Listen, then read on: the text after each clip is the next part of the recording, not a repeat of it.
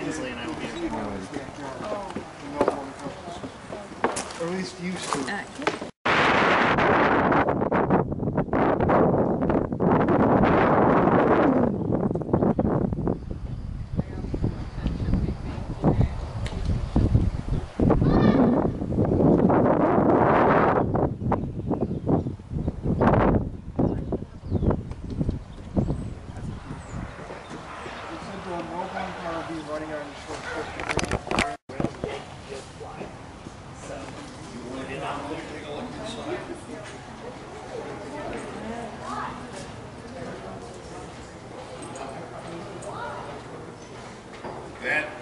That ran in San Francisco to 58.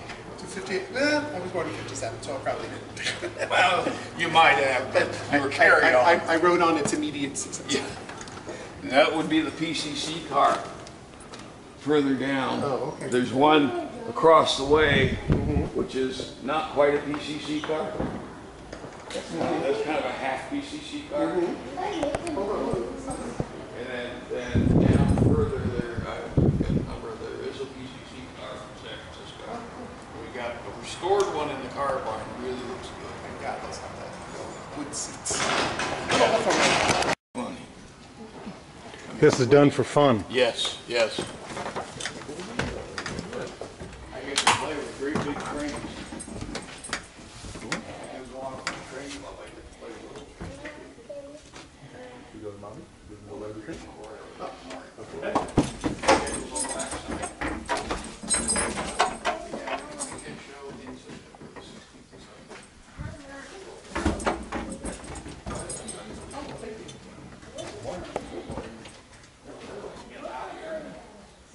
I'm also advertising for my mom.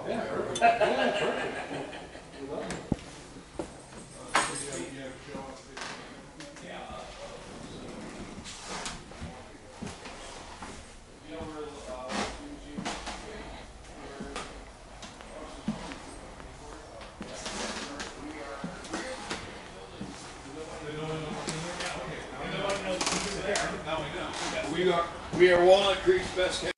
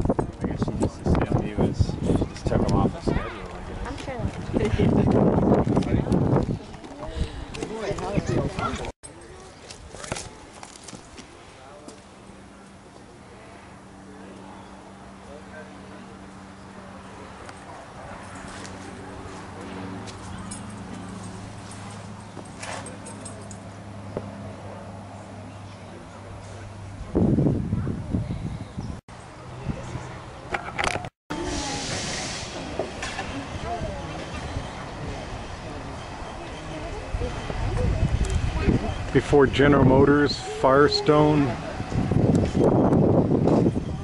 and Standard Oil decided they wanted everybody in cars.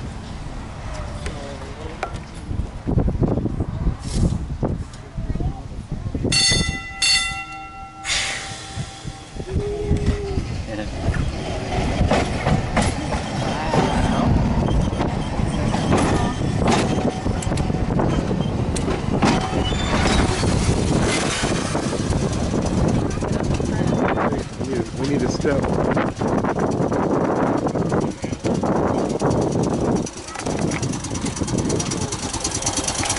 Hello.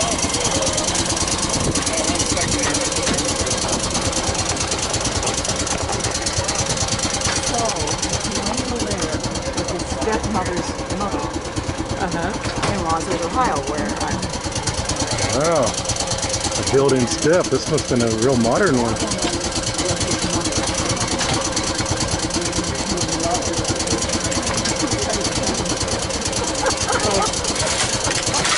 Remember how your old school bus windows work? Yeah. Yep, that's what these are. But he had to earn his own money. He always did that. He found friends at the high school. This must be the first ride. And that was some of the of his step-grandma and the dear friends in there. Morning. Hi. Morning, gentlemen. Good morning.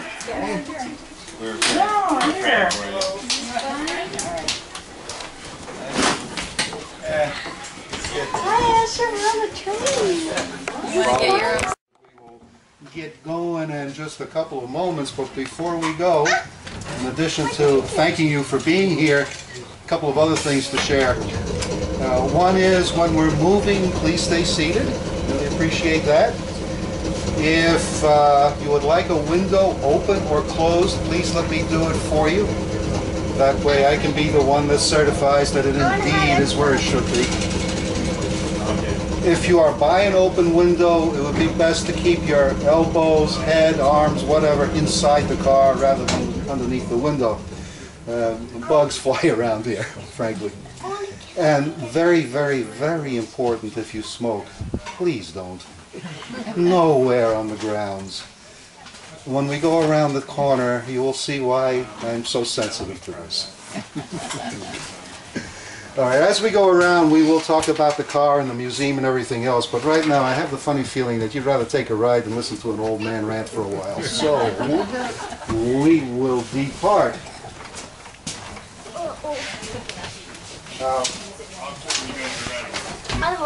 Should say one thing. This car is designed to be operated by two people rather than a conductor and an operator, so there are no bell signals for me to give to our operator. So we make believe we have a bell, and I say things like ding ding. I had threatened yesterday I was going to stop off and buy a little bell and tinkle tinkle. So Randy, whenever you're ready. Okay. Probably remind him of his Yeah. I am your school days. Thank you so much.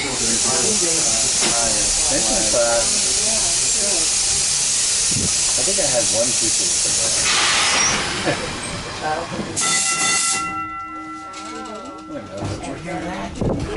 We're going. All right, there we go.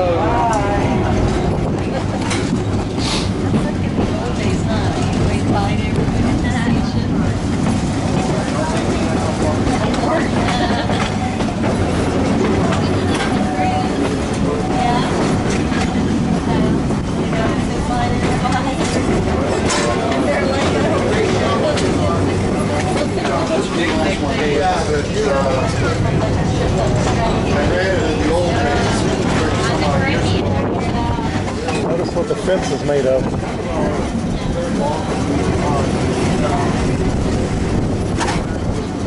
It's a nice picnic ground, isn't it? See the little bridge over there yonder?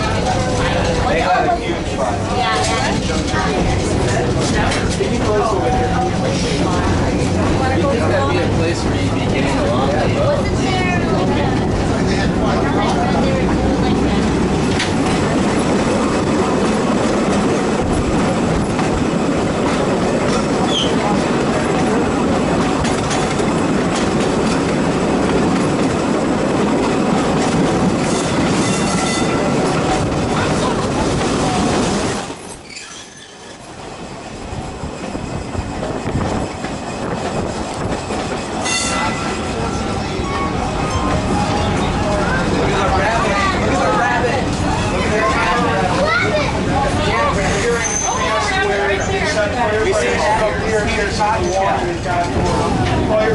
Sally working.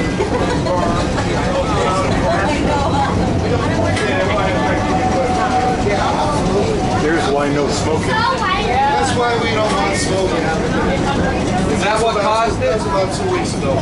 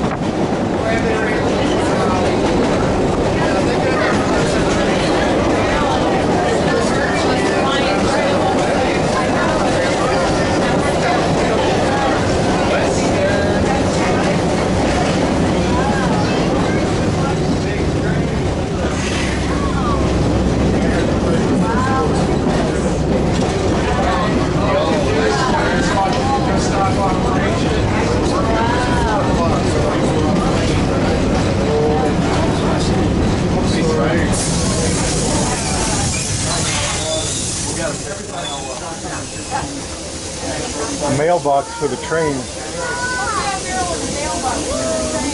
guess he stops and checks to see if there's any change orders. Look at girl. I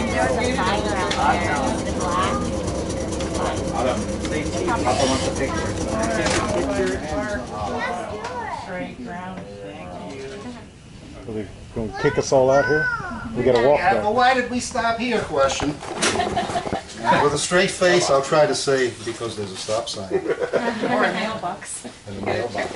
To which you would ask, well, why is there a stop sign? And why is there a mailbox?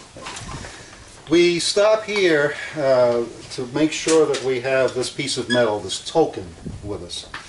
And this token is our permission to continue on to the main line of the Sacramento Northern. Now, on subsequent trips, we're going to hang this up on the hook that's on the mailbox there and leave it there when we go back to the museum area. And then when a car comes down this way and wants to go further, they'll see it hanging there. That's their indication that the track is clear. They pick this up and they proceed. Why the mailbox? Well, back in the day, does anybody remember original mobile phones that took up this space? All right, this is the case for a Motorola cell phone. And we used to keep it in that mailbox. That was before our radio system effectively covered everything. And today, if we need to, we can turn on our own cell phones and use them. So it's, but this makes a nice holder for the token. This has to be with the operator the whole time. And that is Randy's authority to continue on. Now, before we continue on, if you bear with me for a moment, we're going to go on to the main line of the Sacramento Northern, the tracks that are over to the right of us. This was a high-speed electric interurban line between the Bay Area, Sacramento, and Chico, about 180 miles in length. Passenger service started here around 1913 and continued on to about 1940. The railroad hung on to it for a while for freight service. Eventually it was abandoned. The power plant that they thought might go in by the Sacramento River never did. It would have been a coal-fired plant. So about 20 years or so ago, we Bay Area Electric Railroad Association, Western Railway Museum, were able to acquire the rails and the ties. And then we set to work putting the poles back up because they had been taken down, putting in all the overhead wire, And doing all of this by following photographs and maps from the railroad so we could get things back in their original place to look like it did when the railroad was here. Subsequently, this has been certified as the Sacramento Northern Historical District, so it ought to stay this way for a while. Sometimes the question is asked, who else operates there? Nobody, it's just us. Going in the direction we're going now, eventually you could hit the Sacramento River. And going in the other direction, there is an interchange with the Union Pacific Railroad. The museum itself is about halfway between the 2 points. It's about 22 miles total. In the day, you could get on a train where we made that turn at the top of the hill. There's a station there called Rio Vista Junction, which was a junction with a bus that ran to Rio Vista and Islton. And you could get on the train there, in about an hour and a half you'd find yourself, in the last couple of years of operations, in San Francisco, literally. From here, the train went down to the Sacramento River, and the whole train went on a ferry boat. Wow. Went across the river, just about a 10-minute ride, and you wound up about where Bay Point is today. And then the train would continue on down through Contra Costa County, through places like Concord, Pleasant Hill, Walnut Creek, Lafayette, Moraga, into the Rockridge Center district of Oakland, across Lake Temescal, finally to 40th and Shafter when it went on key system tracks. Now, originally from there, it would go down to the key system pier, and folks would get off on that pier, take the ferry to the ferry building. 1939 to 1941, and I say 41 because there was still service in Contra Costa in the early part of 1941. The trains went over the Bay Bridge. Some of you may remember, or maybe not, that when the bridge was built, it had railroad tracks on the lower level on the south side. In the original configuration, the top of the bridge was for automobiles, 3 lanes in each direction. The bottom, at the railroad on the south side, buses and trucks on the north side. 3 different railroad lines ran over the bridge. Sacramento Northern, this one. Electric and Urban Railway, a subsidiary of the Southern Pacific that served Alameda, Oakland, and Berkeley. And the Key System. And that's the one that most people remember because that lasted until 1958. And when you wander around our grounds here, you will see some big orange things that we call bridge units. So we do have the trains that ran over the Bay Bridge.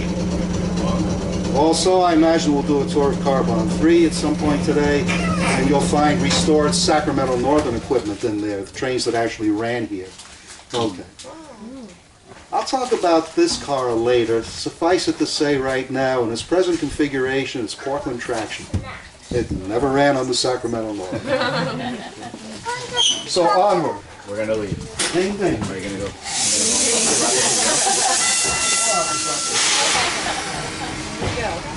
Bring the bell on the rear end. Choo-choo. You're gonna have to walk all the way back to the point.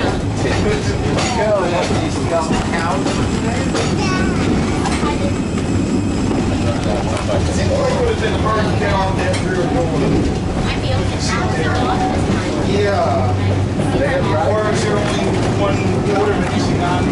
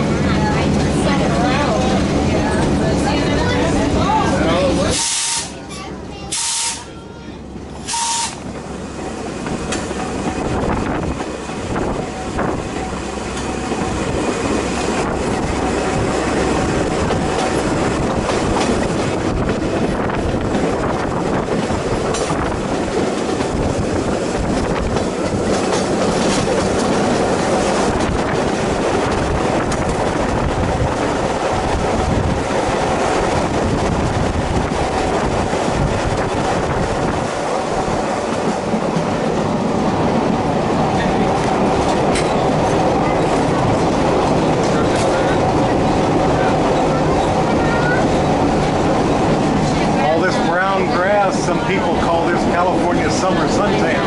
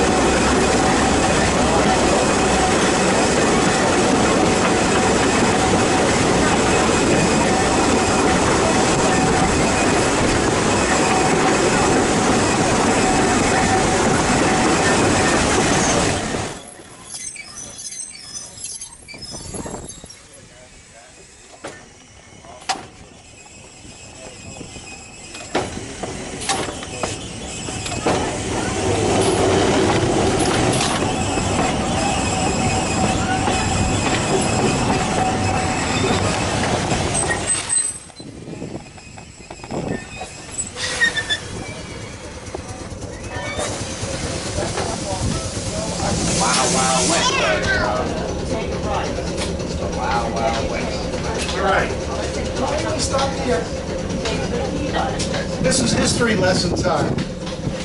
We try to convey what life was like here in the 1800s.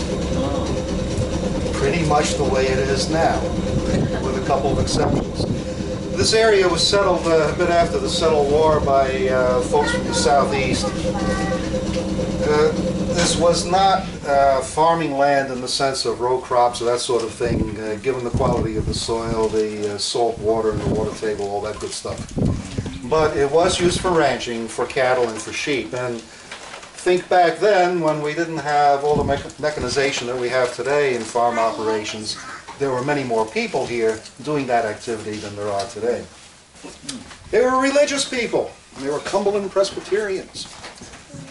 And it was inconvenient to go to Fairfield for a service, and they wouldn't go to Rio Vista because that's where the Catholic Church was.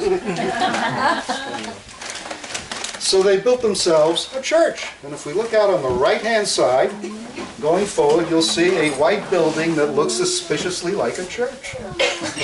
It is not a church in the sense of being used for services today, but it is a building that goes back to 1876. Wow. It's the second church. First one was built a few years before, but unfortunately an overheated stove took care of it. It burned. The congregation collected $20 a piece from each other, total of $2,000. Proceeds of that went to cemetery plots. Well, that was the reason for it, and then the proceeds were used to build the building for $2,000. That's the building that stands today. So it was an active congregation. They had themselves a minister, all that kind of good stuff. Until the point where we had the paved roads and the automobile came about, and you could get to Fairfield in half an hour instead of 4 hours in horse and buggy. So the building did fall into disrepair. A couple of congregations tried it, never really went anyplace. The population in the area went down. Roughly, please don't hold me to the date, about 20-25 years ago, a trust acquired the property and restored it. And it's very, I haven't been inside, but I've seen pictures of the interior. Very nice job done on it. And they will use it today from time to time for things like weddings or community events or funerals or whatever. So that's still around. At any rate, look over there, that's the 1800s. We're sitting on the 1900s. Across the way, take a look at the turbines. Now we get into the 2000s or the late 1900s, however you wish to look at it. There are enough turbines there. There's somewhere in the vicinity of 400 of them that stretch towards Rio Vista. Didn't start that way. They just grow a little bit. They special turbine seeds they put in the ground. They sprout. They're called limited partnerships. Yeah, okay. Very good though for the ranches because they're getting a lease payment for the turbines as well as a percentage on the sale of the electricity. I'm told there's enough electricity generated there to power the city the size of Fresno. To give you an idea. It's probably more than that because I heard that 10 years ago they put up even more windmills. If you're interested in more details about this, we have an exhibit in the visitor center. You probably noticed that when we came in, and you'll find some things there on the wind turbine project as well. So that is our 3 centuries. Now this car that we're on right now, very quick history about it before we get going. Built in 1926. Originally by the Pullman Car Company, and I believe it was Cincinnati, Ohio. I should check my notes. Let me check my notes. Correct. Well, someplace in Ohio. It first went into service in Louisville, Kentucky, with the Interstate Public Service Corps, and then it moved to the Indiana Railroad System in Terre Haute.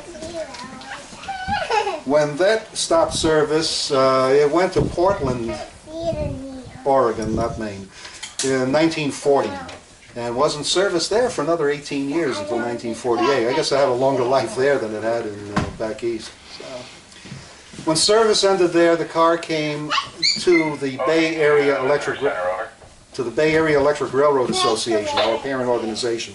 That was before we had the museum. This came in 1959. The 20 acres. The 20 acres that we originally acquired were acquired in 1960. So this was one of the first cars that came over, and it was operated quite a bit. At that time, we had repainted it to look like Indiana Railway 202. And that's when I first started to run it. It was out of service, I want to say, for about 2 decades, then went through a complete restoration to look like Portland traction again, to represent a West Coast city.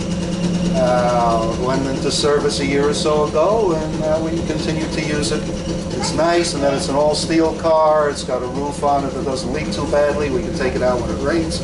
So it's now back in regular service. We're going to take in all the old ads. All the ads, you notice some of them actually do go back to Portland days, like Portland traction. We were musing yesterday, should I Google Sarah Hocking? See if she's still around. We are lucky enough to have a collection of car cards actually from one of the companies that produced them in the Bay Area. And then we reproduced them to put them in the car. So these are not originals, they're reproductions. The reproductions are kept very nicely in our archives. Are they for sale? Well, I believe they are not. There may be a couple of things in the visitor center, but there are copyright issues with them, so the restrictions are all we can do with them. So. Okay. Any other questions before we go? Okay, we're going to continue on for another few minutes. We're going to get to a place called Pantano where we will change ends, and we'll have another opportunity there to chat a little bit if you like. You see this is built by Kuhlman? Pullman. KUH on the Cleveland, Ohio. Cleveland, okay. The show is Cleveland or Cincinnati. I don't know what that looks like. It goes to your kids' We're gonna go.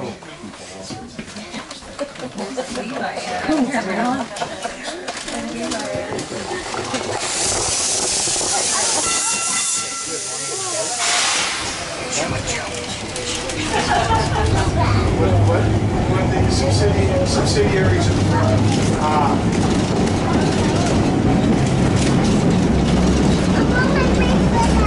Last year I had gone to the library and say, that's where that information comes in.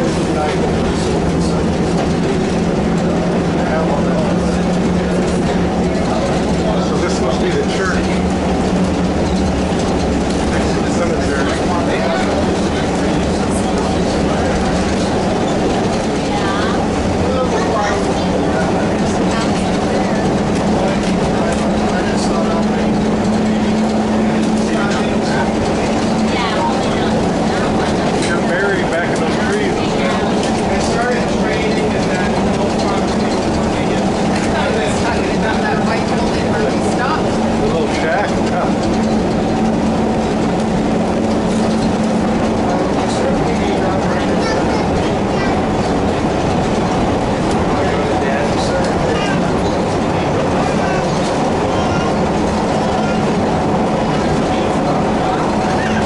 see much of it from here.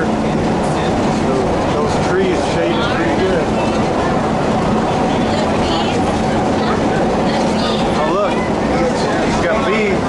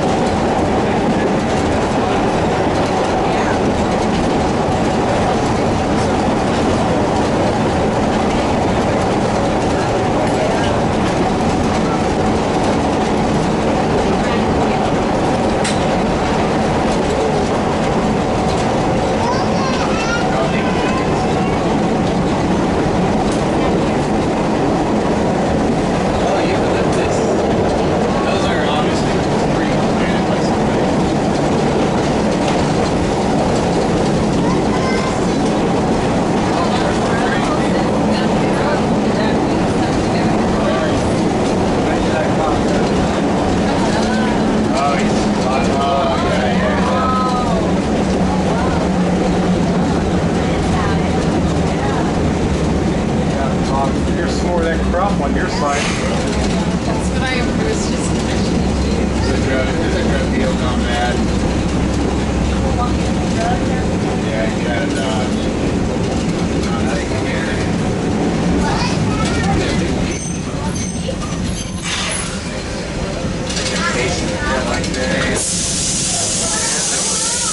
We stopped at this grade crossing because there's poor visibility for motorists. It's a 90-degree turn to the right and it's a hill on the left. It's better for us to stop and look. Not a bad idea. We got one coming.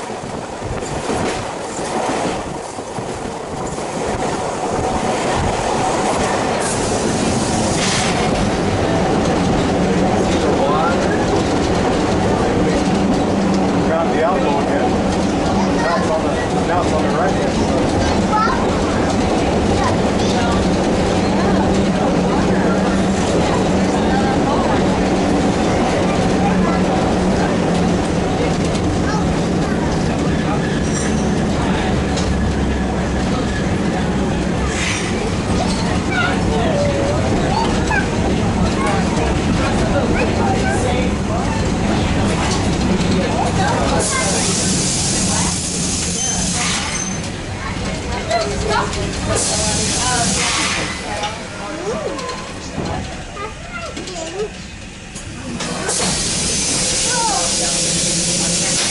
noticed there was a park bench there. Is this a stop? Okay, why did we stop here? Because we're going to go back in the other direction now. This is the end of the line for us right now. By way of explanation, oh yeah, my voice is finally changing in my 70s. Okay. The track does continue on. The overhead wire continues on for about a quarter of a mile to Bird's Landing Road. But one of the things we have to do is go through this little thing called changing ends. Because what we're going to do is operate the car from the other end. Now a couple of things have to be done outside as well as inside. So while Randy is doing the outside things, we'll do the inside things. What Randy is doing is a trolley pole at this end of the car. He's putting that up on the wire. Then he'll go to the other end of the car, take down the trolley pole that has been up. So we always want the trolley pole trailing the car. If it's up in the front of the car and we try to push it, not the greatest idea because there is an excellent chance it will come off the wire. Now what is holding it onto the wire is high tension spring. So if it came off the wire, it shoots up. Well, you know, there are these wires coming across from the poles holding up the electric wire. Conceivably, that pole could snag one of those, bring down part of the system, or at best, simply bend the pole. Either one is not really something we want to do. So it has nothing to do with controlling the direction of the car, but it has a lot to do with operating safely. So that's what he's doing. Now what we're going to do, but not all at once, is we're all going to play conductor. First we'll start with the people on my right, on the left side of the car. And if you would please, stand up in the aisle, and if you feel so inclined, take the seat handle and move the seat forward.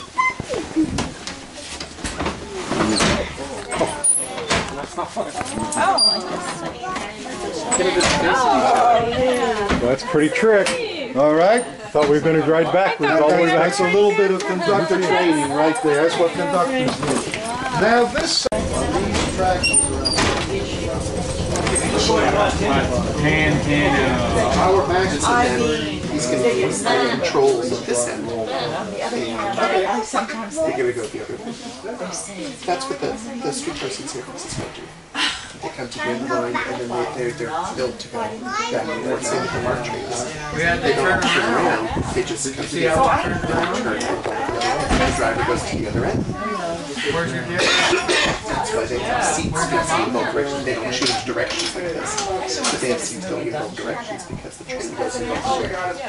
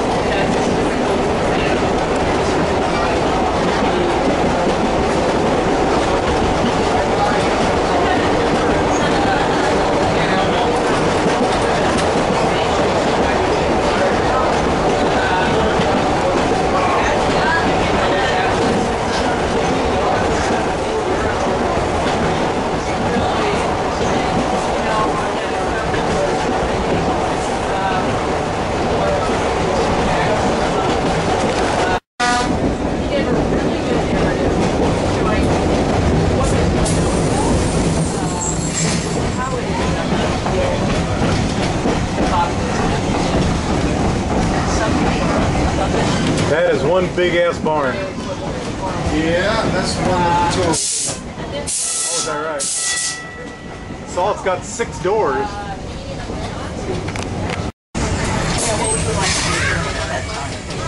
One of my other offices now writes about it. All right, we are at the Car Barn 3 stop, so if you would like to take a tour.